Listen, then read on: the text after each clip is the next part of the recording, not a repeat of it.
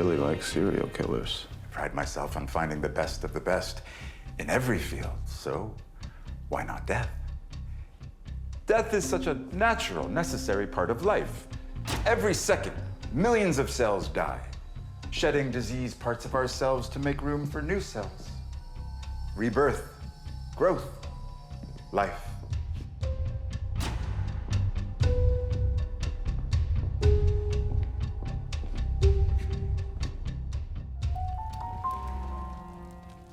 Ronald Schmidt, welcome. Not exactly the man of the manor I expected. He prefers red. Red. Oh, I cannot express how excited I am to meet you, Leon Prayter. And I see you've met Charlie. Yeah, I have. She's very Direct, I know. I couldn't survive without her. I am so thrilled you accepted my invitation. I didn't know what to expect, given your elusive identity. It is so wonderful to finally match the name with the face. Here it is. My face. It certainly is. I've been hosting this gathering for years. I know how unnerving it can be for someone like you to be found, but your secrets are safe with me. This is a safe space for people like you. Like you? Are you not like me? Me? Oh. Goodness, no, I am just a huge fan. I want to show you one of my dearest passions. Clowns? Pogo the clown.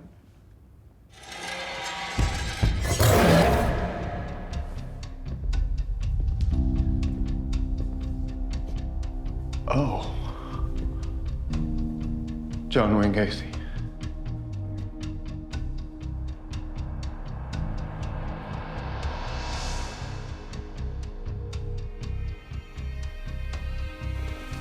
Holy shit. You really like serial killers. I pride myself on finding the best of the best in every field, so why not death? Death is such a natural, necessary part of life. Every second, millions of cells die, shedding diseased parts of ourselves to make room for new cells. Rebirth, growth, life. A million little deaths that keep us healthy. This was the New York Rippers, a man who terrorized the streets I once played on as a child. Highly prolific, never caught. Must be nice. This memorabilia, these trophies. Harry would have found it disgusting. But here, they're celebrated. Arthur Mitchell, the infamous Trinity Killer.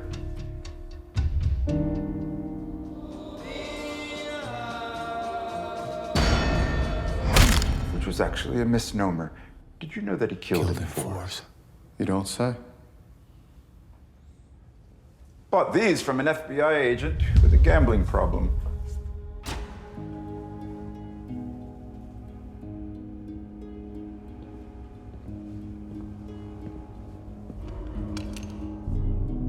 I've missed you, friends. Please don't touch. Sorry. Thank you for everything. I said things tonight that I've never been able to express out loud before. Well, that's what these gatherings are for. So people like you know you're not alone. I didn't realize it was something I needed. There's a lot of power in sharing your story. Just wait for your show and tell. About that, do I need to make a whole presentation? Oh, no, nothing so elaborate. We just want to know the real dark passenger. That raw animal aggression it takes to saw another man's head off. Right. I'm sure you'll come up with something great. Looking forward to it.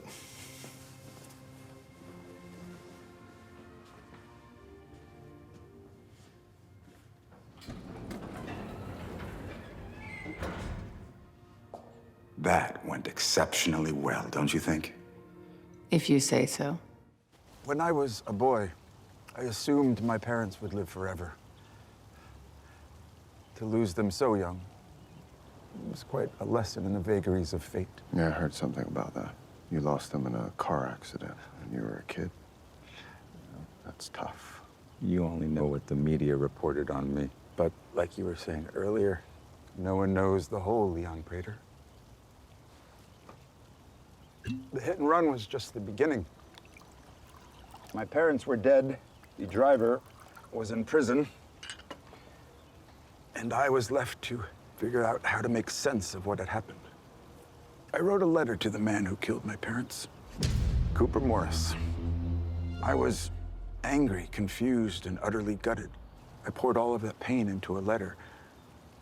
I just wanted him to know just how badly he hurt me. And you know what? The son of a bitch wrote back. He had no remorse. He said he knew I was suffering.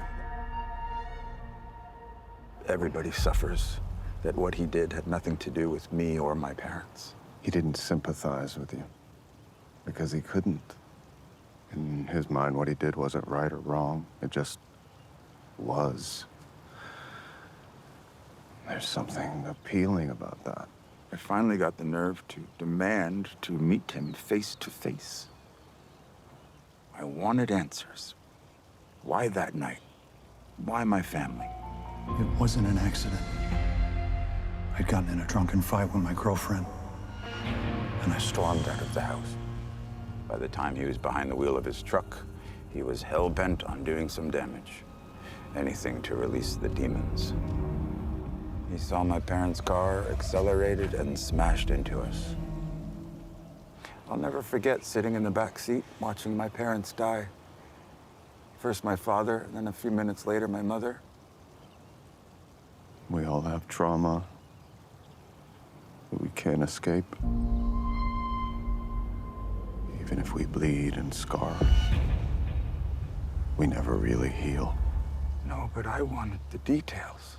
I wanted to know what he was thinking when he first saw me in that wreckage. He saw himself, a powerless bystander in a cruel world, and it scared him. Trapped in a metal box with dead parents sounds familiar. Only when I confronted my mother's killer, he wasn't sitting across a prison table. He was lying on my kill table. We were both prisoners. He was in the judicial system, I was in the foster system, but we were both prisoners of the world's morality. So I kept going back. I befriended him, his only visitor during his incarceration. Then he confessed to me. I've killed before. He was the first serial killer that ever shared his story with me. And do you want to know something? I felt so connected to him. More so than my own parents. Did you ever think he was just manipulating you? You were a child. I was in control.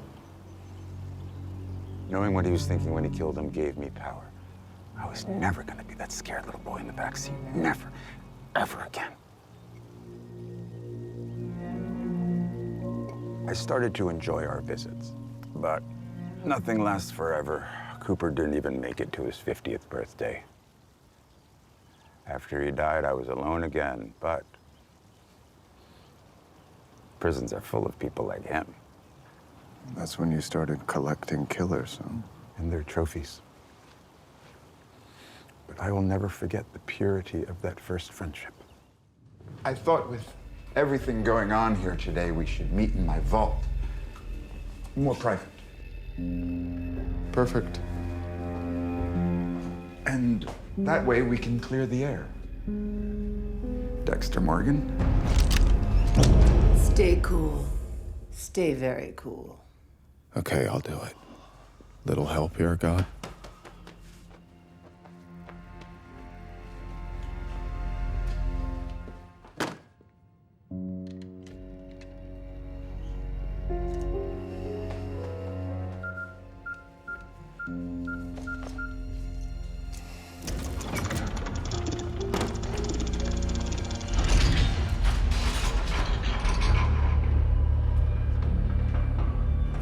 Yes, Red.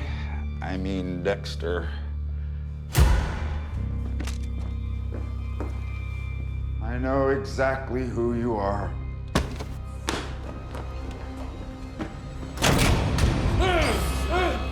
And I love it! Angel, you just couldn't let go. And now, here you are. Here we are.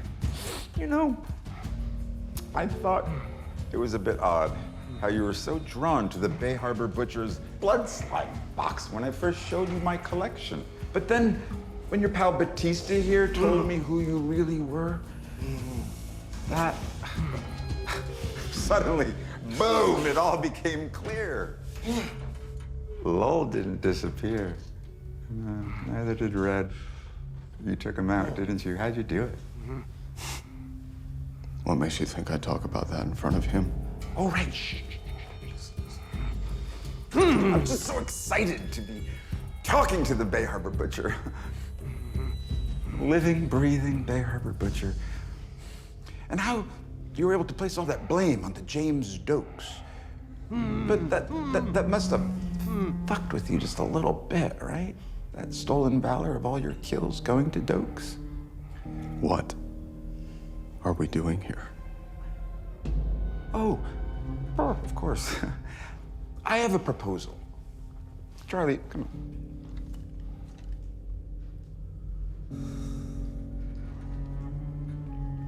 I would like to be your benefactor. Just like I did with the Gemini killer.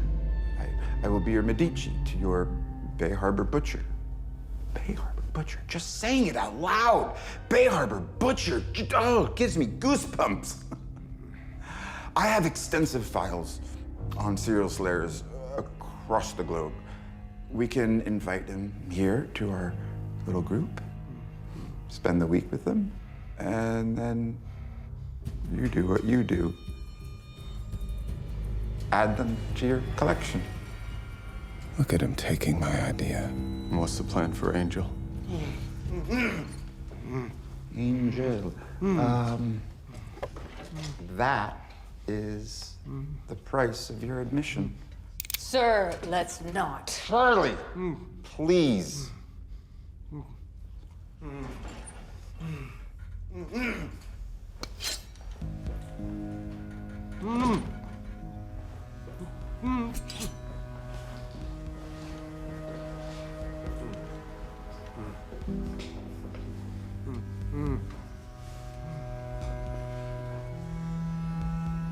You want a front row seat to see how the Bay Harbor Butcher kills? I must admit, I've always wanted to see someone like you at work. Charlie, give me the gun. Come on. It's embarrassing.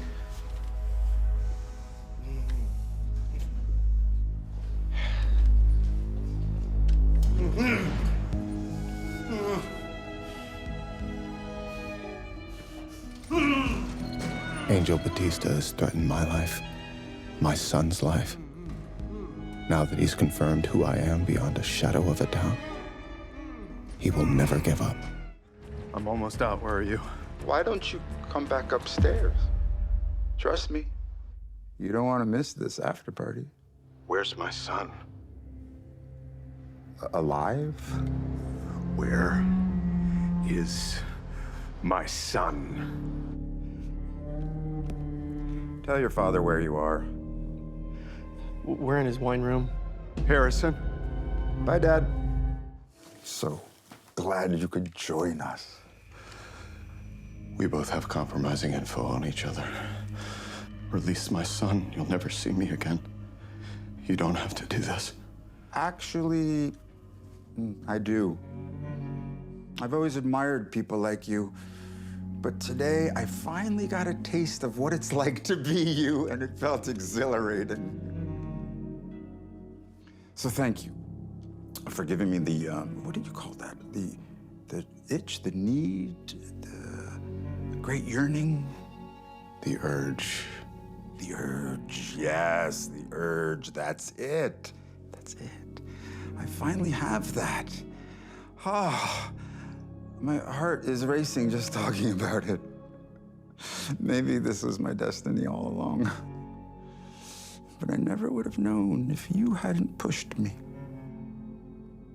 That is why I am so honored that you are here to witness my first proper, non-impulsive kill. Love does have a cost. And this is the ultimate price. If this is your big show and tell, you could do better. Kill me instead. You will be the apex predator. The best of the best. The man who took out the Bay Harbor butcher.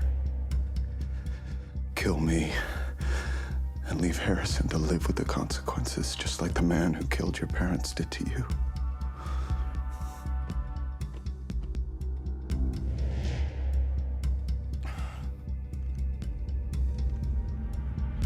Yeah, but unlike Cooper Morris, I can't leave a witness.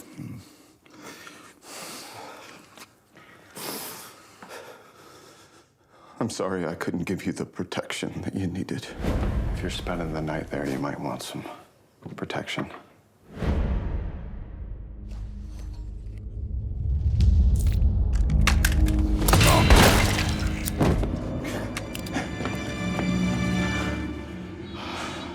That better be the last time you tell someone to shoot you in the chest. But then I got here. Being around like-minded people. Oh, it was intoxicating. That's what I always wanted. I know.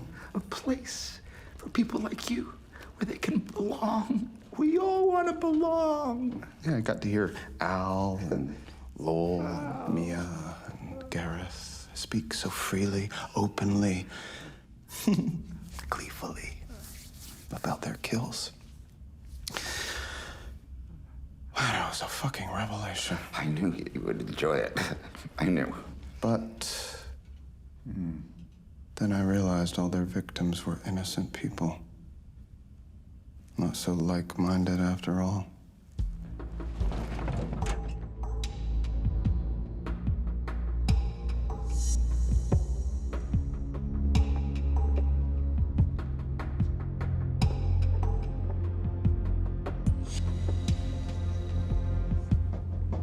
You made a compelling offer.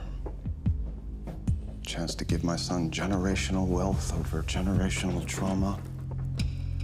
But I learned something about myself here. That thing for justice. Maybe it runs in the family. It's not about the thrill of the kill. Both things can be true.